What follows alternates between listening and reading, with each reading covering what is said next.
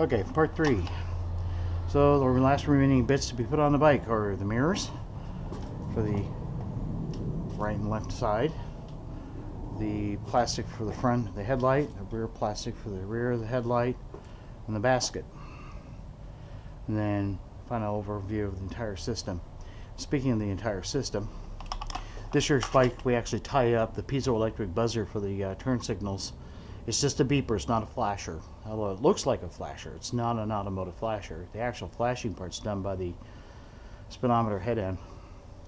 The bikes come with the connectors similar to Molex.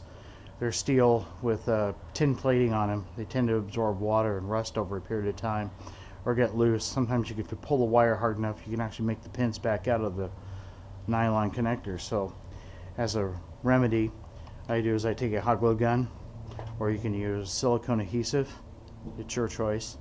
I would recommend flooding the back of the connector, the wires and the connectors, so that it's full of hot glue, which is nothing more than HDPE melted milk cartons. And it adds two functions. One, it keeps the wires from moving. Two, it keeps the pins from retracting back out if you ever need to unsnap and snap something back together. And three, it waterproofs and keeps the oxygen away from the connectors. Once these connectors age, they're pretty much going to become one solid piece of plastic anyway. I don't actually glue the connectors together, but leave it so that the locking tabs can actually be retracted. Anything you haven't put together yet, you want to make sure that the hole is clear on the connectors. And then just clean it up with a box knife. Be careful not to score the wires. You want to make sure that the harness comes out of the fork, comes out of the frame, and it's free and clear, and that the brake levers, the brake cables are unobstructed, because they're going to twist as you turn the handlebars left and right. This is typical in a motorcycle fashion. You put them on the front, you put the harness in the back. Any wires or cables, you want to tie them down, but not too tight, so that if they do happen to flex or wiggle a little bit, that they have some room to give, but they're not super tight, and so they don't break. These brake levers have a interesting cutoff switch. When you pull the brakes, it actually opens a circuit that's normally closed.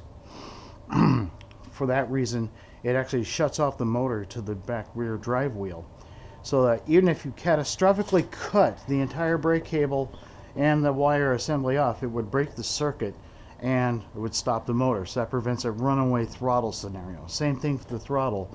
If you let go of it, it snaps back to the top and it kills the motor from going forward. Same thing for the other side. It has a little spring-loaded switch in there.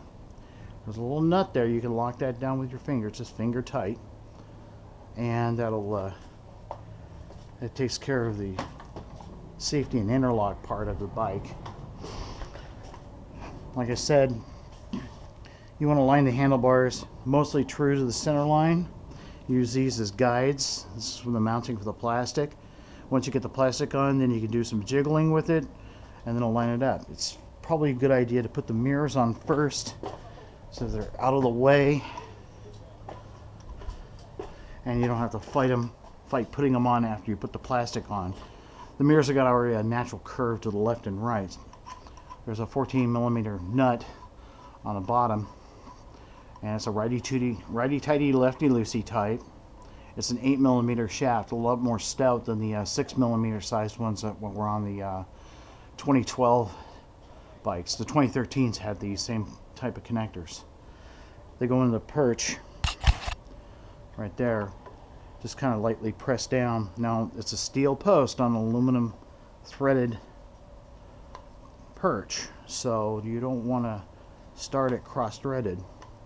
You want to turn it till it stops and approximately about the angle that you normally would sit on the bike. You'll see why I did this. I just left it loose. In a minute. Do the same thing on the right. Turn the nut in till it just barely threads to the bottom of the perch. You don't have to go all the way through to the bottom. Just about the first third of an inch. If you tighten up this nut too far, you can't get a wrench in there to tighten it. This little rubber boot can be pushed up a little bit. Put it in the perch. start it. Try not to cross thread it. There we go.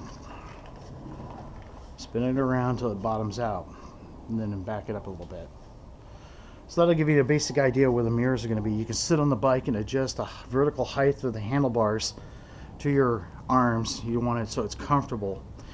Then also you want to adjust the the actual brake levers to match your span of your hands, so you can easily grab them. You don't want to run your hands over like this, because you're going to get tired wrists. So you want your hands about as level as possible. Hopefully you can see this on camera. There's several adjusting Allen hex nuts on the handlebars for each one of these, and you can loosen them or tighten them. So when you go to adjust the perches for the brake handles, it's going to change the angle of the mirror, so you can adjust the mirrors after you do all your handlebar hardware.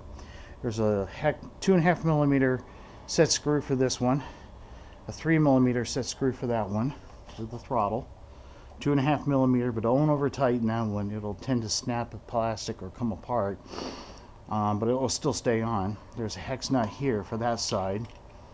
I cheated already and did some minor adjustments already, but just tighten them until you can't turn it more than 10 or 20 foot-pounds. This left handlebar peg is really hard to get off, but if you twist it left and counterclockwise, it will come off. Sometimes an old motorcycle trick is to run a layer of electrical tape around the handlebar and then twist the throttle back on. You want it so the bump is facing downward a little bit on an angle like that, so it's easy to rest your pinkies at, and it gives you a little bit extra leverage. The wire harness itself is pretty straightforward. There's only two connections you really need to worry about. On the front of the harness, you'll find a connector. It is 4-pinned, and it has a slotted groove on the bottom of it for plugging in the front headlights. So it's keyed, so you can't plug it in backwards. It's got a green and a brown wire on one side, a blue and an orange wire on the other side. The other connector that you need to worry about is for the speedometer display,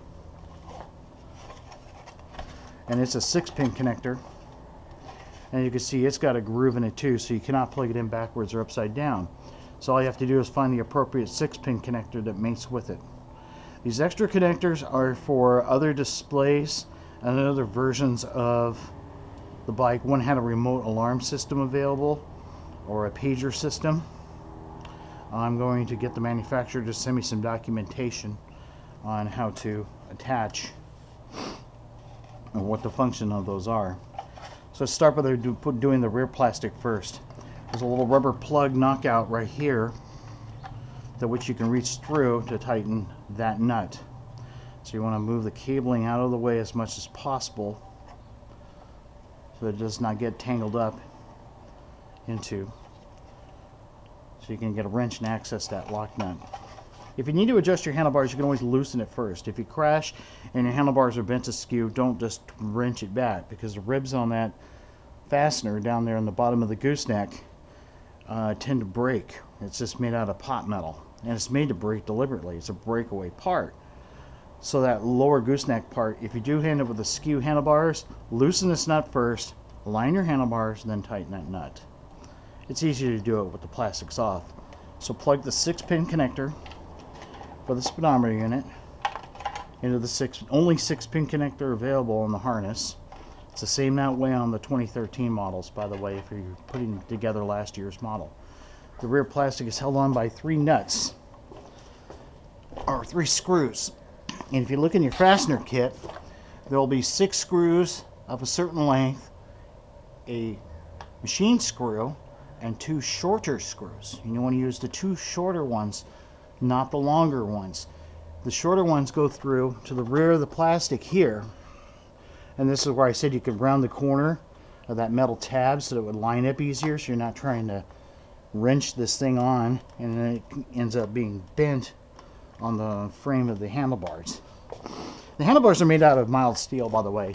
If you do end up in a major boo-boo collision of some kind, you can actually true the handlebars, but I wouldn't recommend it for safety reasons. But in an emergency, to get you out of the back 40 or get you home, it can be wrenched back into some shape. Obviously remove the little bits of hot glue. I don't recommend using a power screwdriver if you're a novice at this, because it's too easy to overdrive the screws and then strip the plastic, and then you got a plastic repair. This is ABS plastic. You can repair it with ABS cement or epoxy and fiberglass combinations. Let me get that screw. And yes, it would be a good idea to use a magnetized screwdriver. So just line up that short screw to the plastic peg. Give it a couple turns, but don't tighten it all the way yet. Take the other screw just like it and line it up.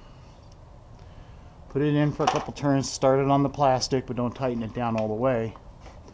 And as you can see, it just lines right up.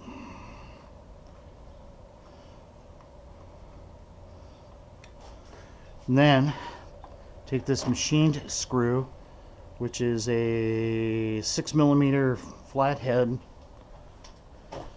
and it goes in the center of the rear plastic, and it lines up with that metal post that you saw protruding from the rear. And you want that lined up pretty straight. Tighten that down first. And if you look carefully, you can see the adjuster nut for the handlebars. There's a knockout here that was for an ignition switch for last year's 2013 models. However, since the ignition switch is down here on the battery pack now, you don't have to do anything with that.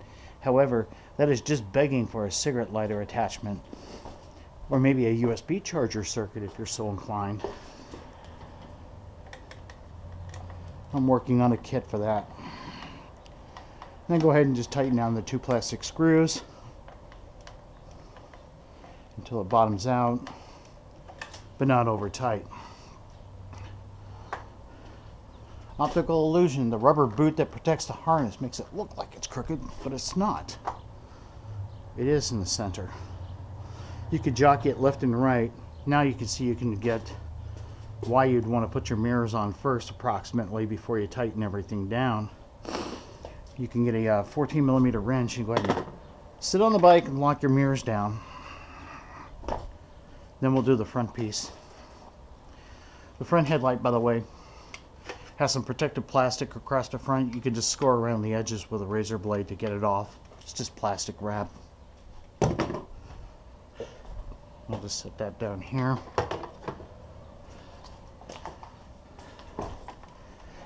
Go ahead and sit on the bike. You know your wheel's approximately lined up. And if you look carefully, it's not quite exactly straight, but it's close enough. Since I didn't tighten that lock nut down all the way, I can do some fine adjustments.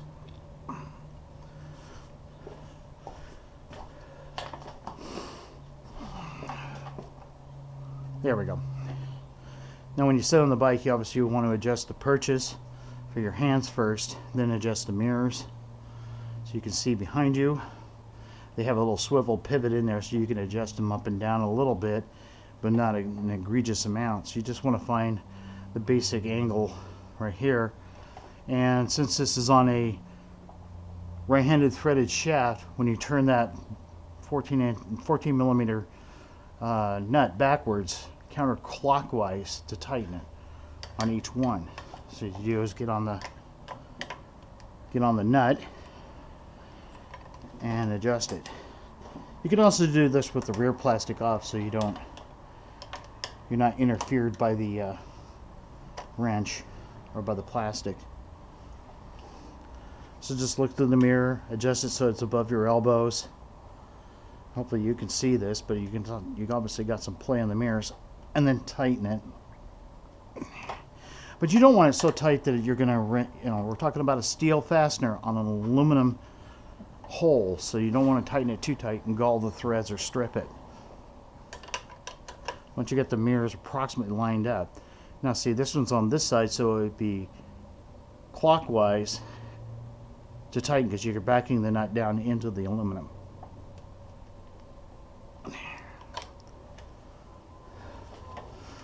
Sit back up on your bike. We're on the rear stand, by the way. Look over the handlebars. There's that little square tab lined up with the center of the wheel approximately. It sure does. And you can turn the bike on if you want. You can see the display. There's voltage, distance driven. It's already done 2.7 kilometers. And it says your headlights are on. And the display reads high right now. We're working on a factory adjustment. I think the controller needs to be programmed, or the center console needs to be reprogrammed for the proper speed. So we know that part works. Now that you got the handlebars lined up, mirrors and head perch all done at the same time, it's a lot, you know, you just saved yourself a lot of guesswork. Go through and lock down your nuts, your set screws on the handlebars, and then go ahead and do the final tightening on that 12mm nut. Let me find my 12mm wrench, ratchet wrench. If you just had this loose in there, it's all flopping everywhere and you can't get the mirrors or anything lined up. So if you have it slightly tight, but not so tight that it's going to move, then you can just put a box end wrench and you tighten it until it just barely starts squeaking.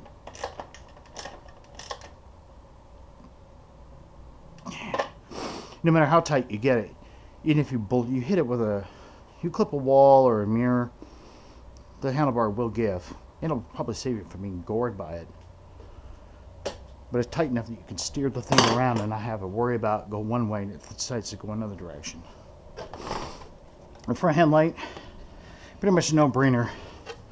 It comes with the turn signal lights loose sometimes. So the way I remember the turn signals is this is the front of the bike. The red one goes on the left, the right turn signal goes on the right. I always thought it was the other way around, red on the right, but it's not. Anyway, this is the direction from when you were sitting on the bike. So the red one goes on the left, and that one goes on the right. These are already wired up and ready to go. It's a decent headlight. It's enough to be seen by, but you might want to upgrade to a brighter display for nighttime driving. You might want to add another light for an adjunct. It's a 4-pin connector. It's slotted, so you can't plug it in upside down or backwards. There's the 4-pin connector. It's slotted, so you cannot plug it in upside down or backwards. It's got a locking tab. Just mate the two together. And there's your headlights. Now you can check your turn signals and headlights and all that fun stuff. Turn the bike on. The rear display does indiglo blue when it's in the dark, but when there's light shining on the instrument panel, it actually just goes to a regular LCD gray. There's a light switch on the left hand side. You can turn it on. Yep, there's headlights. Do you have a running light in the rear? You sure do. Okay, let's do a turn signal. Here's a left.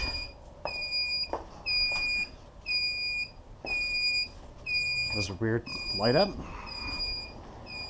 It sure does. And do a right one. Yep, the rear one lights up. And it works on the front. Yeah, the horn works. How about that? There's a running light. The LED is on one intensity when you turn on the front headlights. It's off, obviously, when you turn your headlights off. But it also goes double bright when you grab the brake handle. I don't know if you can see that reflecting off my hand, but it does go double bright, so it's actually like a real brake light on a vehicle. So that covers the lighting system.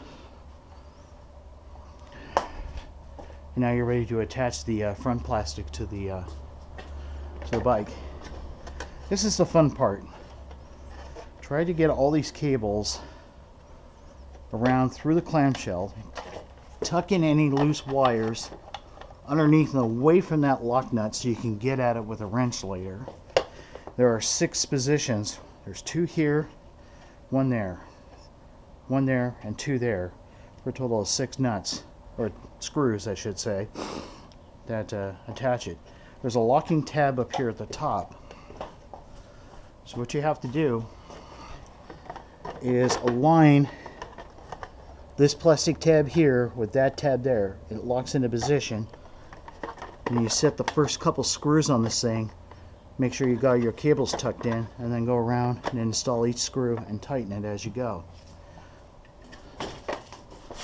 So I'll grab the first long screw of the set.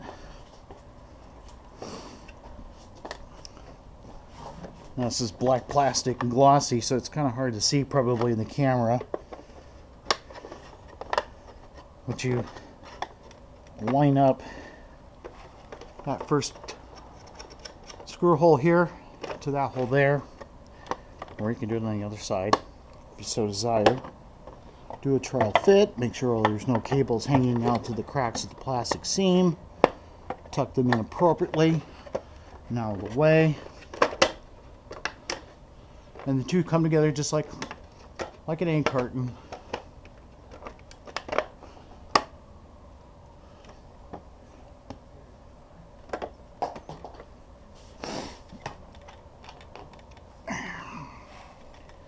Nobody's perfect. Put the first screw in. Just give it a couple turns, get it started.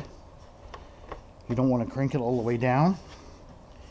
So as you go around the bike, here's my screw that I dropped. You want to set the first two on the top and then work your way down. See, there's that plastic tab. You want to put the clamshell on without it fighting you. And then it's nice and seamed up there. Put the screw in, just give it a couple turns.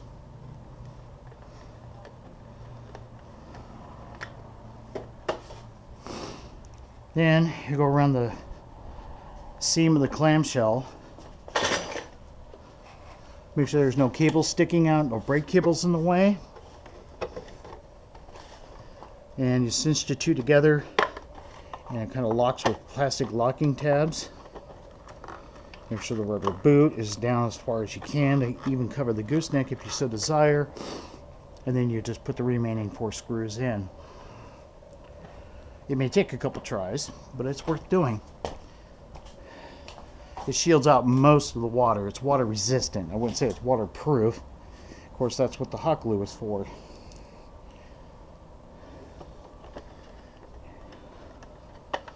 So you can set the clamshell. You just got to pull back a little bit with your hand, left hand. Put the screw in on the right hand side, or start on the left hand side. See how the seam came together nice and easy. Hopefully you can see this. There's really no easy way to record this, but I'd say it's probably the most medium difficult thing you can do in the whole bike. Like I said, just put a couple turns on each screw. You're just trying to do a trial fit to make sure it's approximately right. You're not pinching any cables, there's nothing else binding on it. And then you twist the handlebars left and right to make sure that it's not binding. You can tell that by just watching the cables. Make sure there's no bent, they're not pulling on the cables. They did a pretty good job of zip tying most of the loose stuff in there in the factory. I don't have any complaints. I haven't seen any long-term problems with it.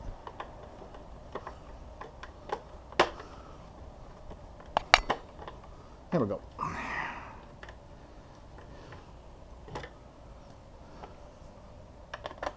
And then just go around in the clockwise fashion and tighten down your screws as they go.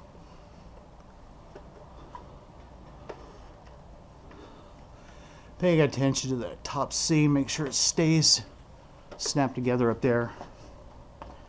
And you can even sit on your bike while you're doing this.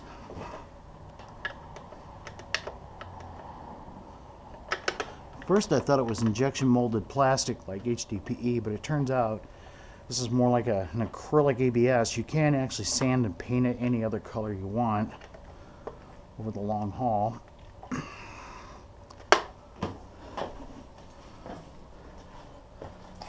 After it's been outside in the sun, it'll pretty much just conform to the torsion of the screws. It'll make it easier to take apart and put back together next time.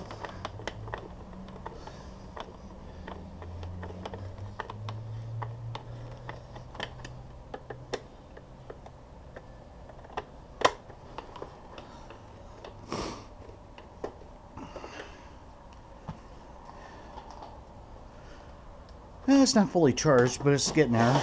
And unplug the charger.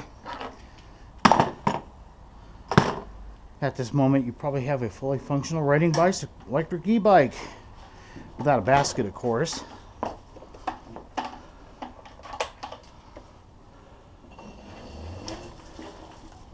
Let's take it out in the sunlight here. Let's go over the controls one more time. Left and right turn signal, headlight on and off, horn, speed selector for 20, 25, and as fast as the little guy goes. Twist throttle. This is the rear brake, this is the front brake. You want the front brake just a little bit softer than the rear brake, which I think I've got it pretty close. And you can go out and take it for a couple of spins, make sure you seat the brake shoes, and readjust the brakes. It's pedal X, so if you pedal, it'll actually push it for you. You can give it a nudge too. Does it track down the road in relationship to the front plastic? Pretty much. You can hang the basket on there.